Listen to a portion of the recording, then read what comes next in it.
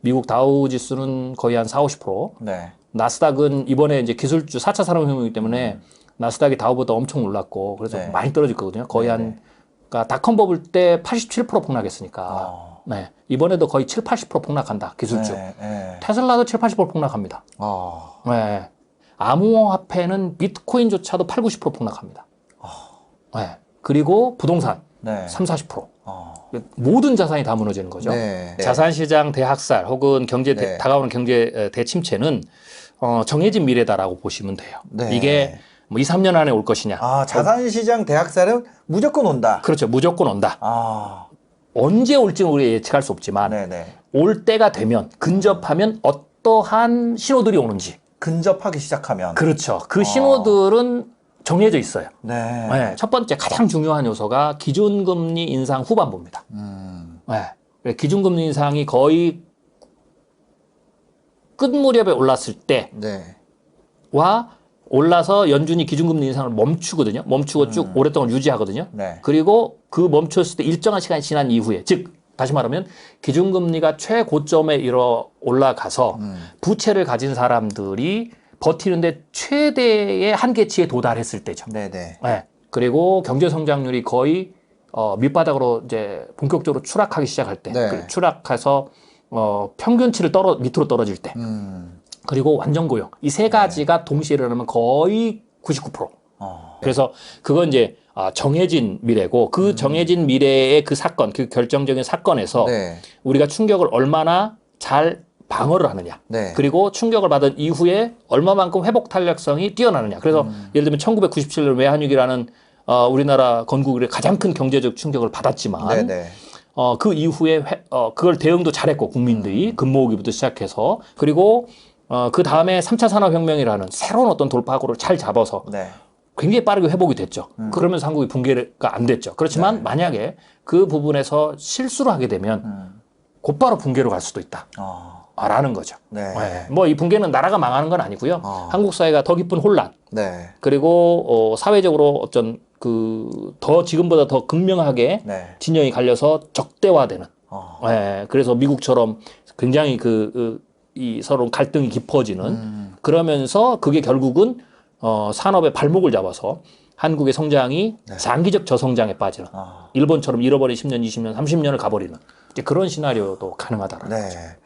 그런 자산시장 대학살의 신호 어떤 것들이 있을까요?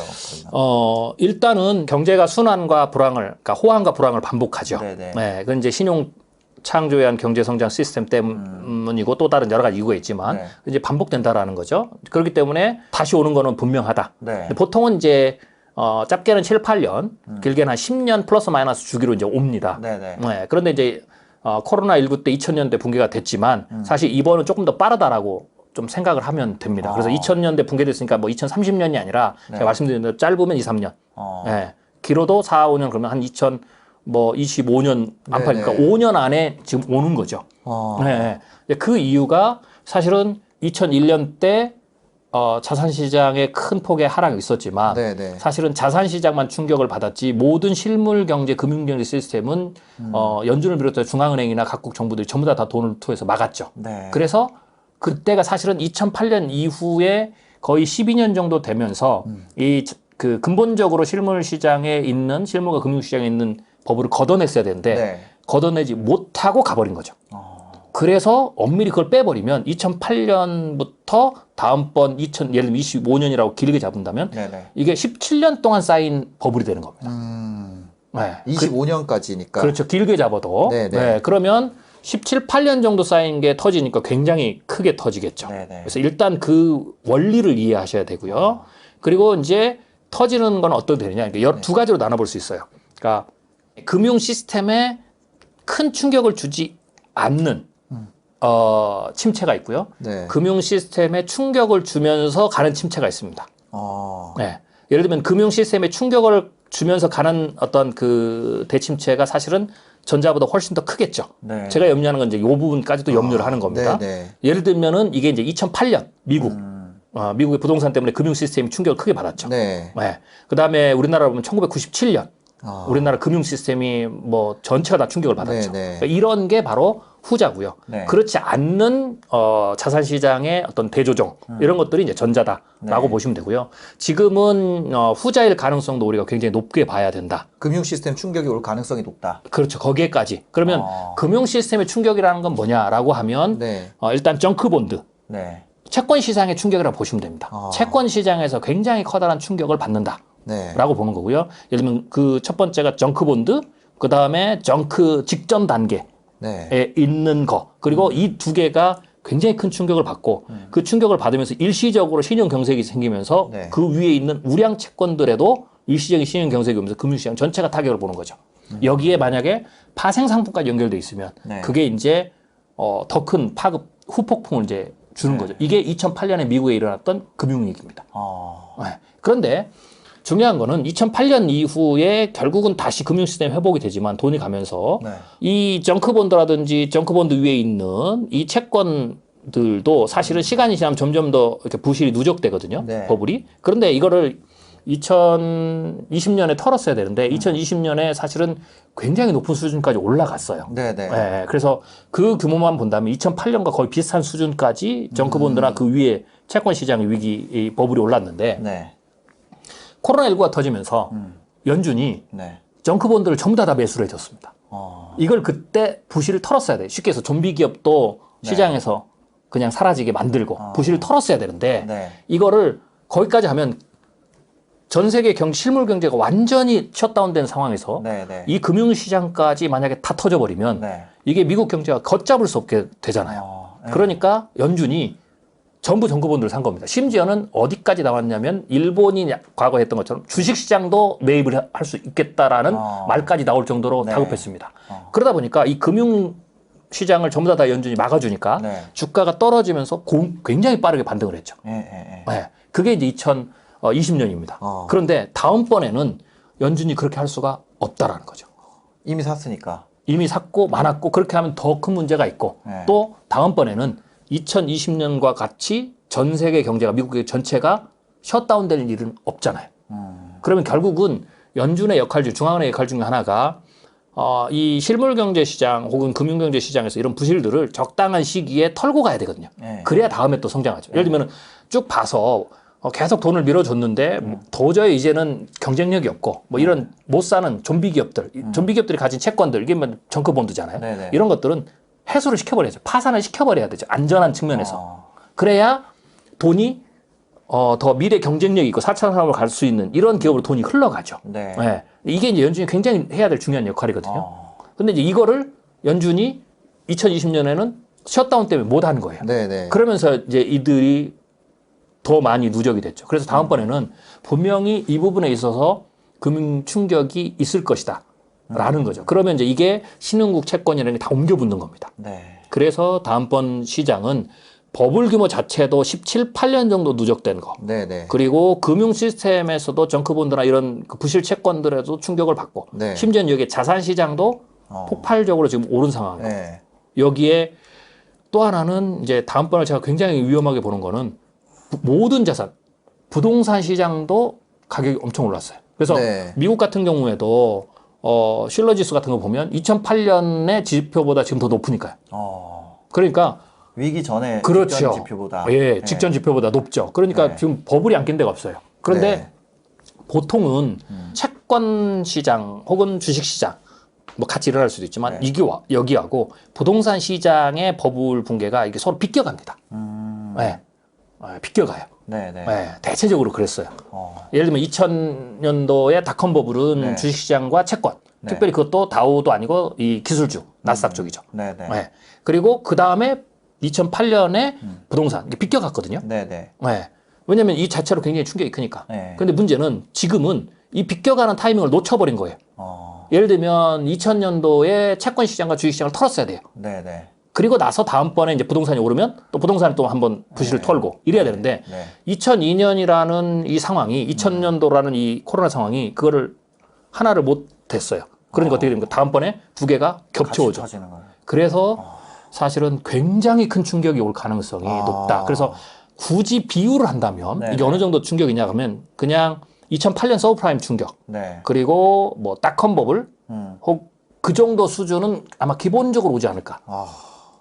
라고 이제 봐야 됩니다. 네. 네, 그게 이제 자산시장 대학살이 가능하죠. 그럼 자산시장 대학살이 오는 그런 신호를 보기 위해서는 이런 좀비 기업들이 파산한다는 소식들을 좀 눈여겨봐야겠네요. 그렇죠. 이제 그런 것들도 이제 네. 이 정크본드 시장에 이제 네. 그 금융 위험도죠. 네. 이런 지표들 잘 보셔야 되고요. 그런데 이제 그게 막 올라간다고 해서 네. 그냥 그 자체로 터지지는 않습니다. 네네. 이게 방아쇠가 이거는 이렇게 보시면 돼요. 버블의 규모가 얼마나 되느냐. 쉽게 해서 가격이 얼마나 올랐느냐. 그 다음에 뭐 예를 들면 정크 위험 지수가 얼마나 올랐느냐. 네네. 뭐 이런 거는 그냥 어느 정도 규모다라고 보셔야 돼요. 근데 이 규모도 잘 보셔야 돼요. 왜냐면 버블 붕괴, 경기 대출 침체가 올 때는 기본적인 원리가 이치가 네. 많이 오르면 많이 떨어지고 네. 적게 오르면 적게 떨어지는 거예요. 이게 상식이잖아요. 네. 네, 그러니까 많이 오르면 이렇게 이게 생각보다 굉장히 많이 오른다.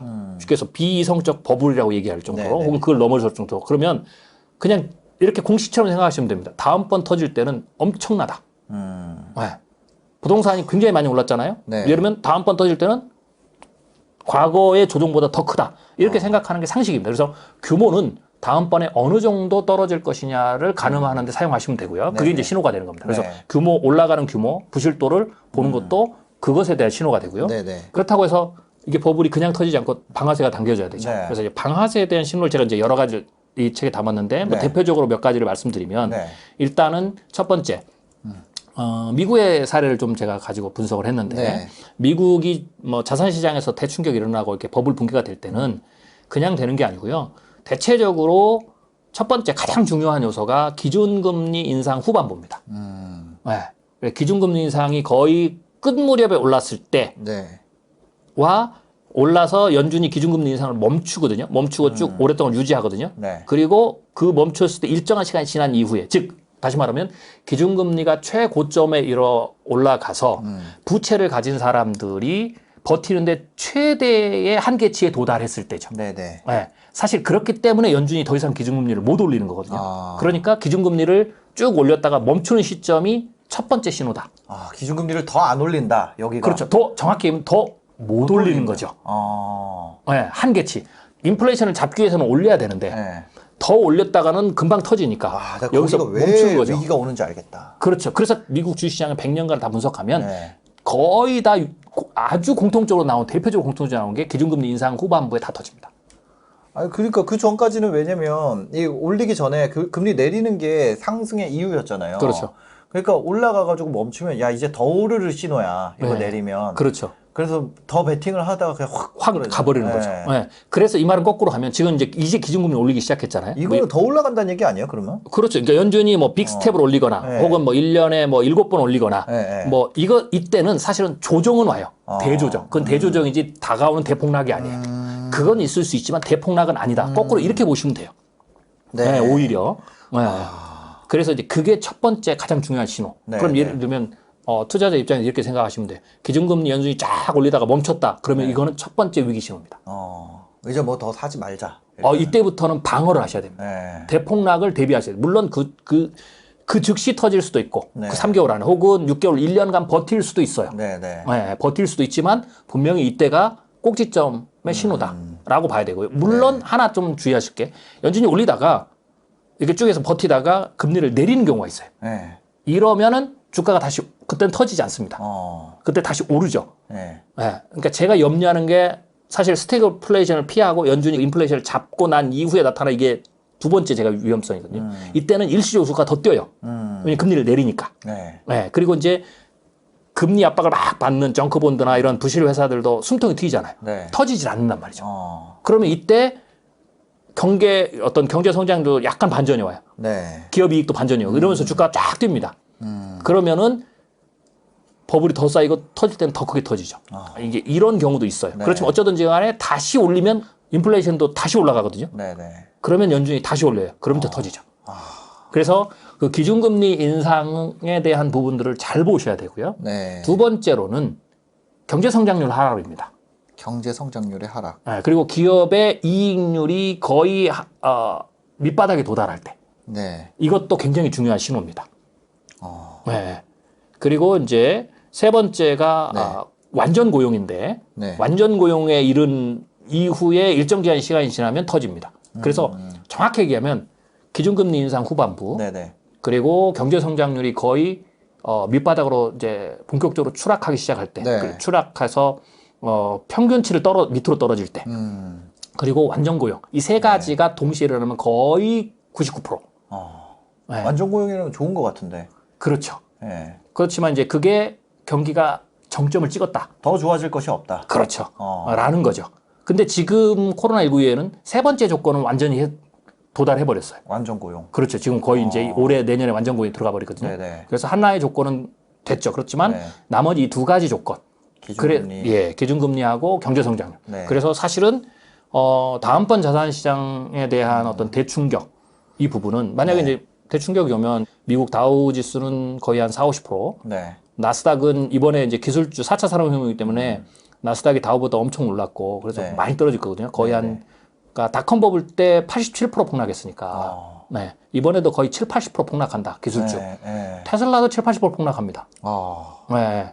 암호화폐는 비트코인조차도 8-90% 폭락합니다. 네. 그리고 부동산 3-40%. 모든 자산이 다 무너지는 거죠. 네.